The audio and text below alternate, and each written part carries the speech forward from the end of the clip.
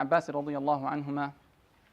The hadith tonight is found in the collection of Imam Abu Dawud and Imam Tirmidhi, narrated by Ibn Abbas radiyallahu anhu, where he says, أن النبي صلى الله عليه وسلم كان يقول بين السجدتين.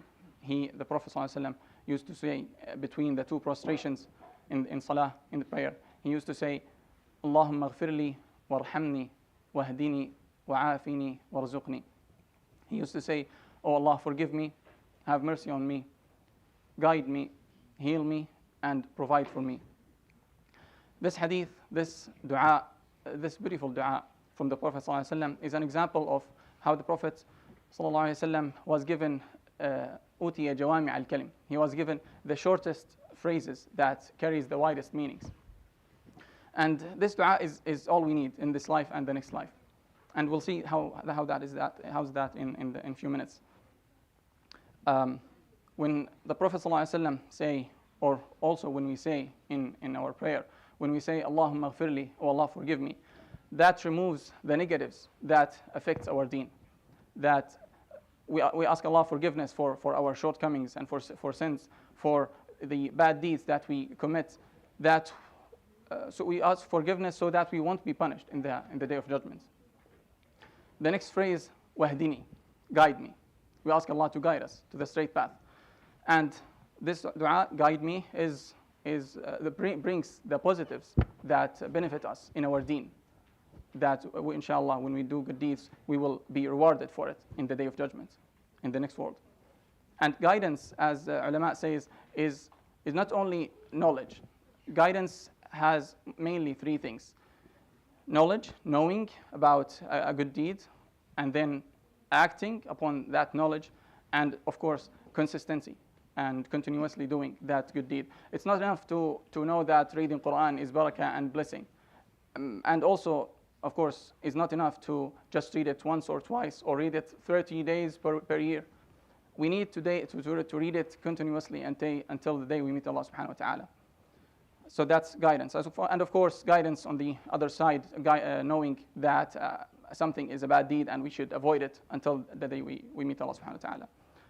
The next phrase, so these two phrases covers the deen, اغفرلي and اهدني. The next two phrases, عافني, that removes the negatives of this dunya, of this life. Mu'afa, wellness, as the name of this masjid, is basically well-being, protection from all harms. When we say عافني, we ask Allah to protect us from illness, from sickness, from difficulties and hardship, and all that makes our life difficult. And the complementary one, warzuqni, the last one, warzuqni, is provide for me, sustenance, ease, stability. And rizq is not necessarily wealth. Like having a blessed home, a blessed wife and a spouse and family, having a car that is running without troubles, going to maintenance every now and then, that's a blessing as well.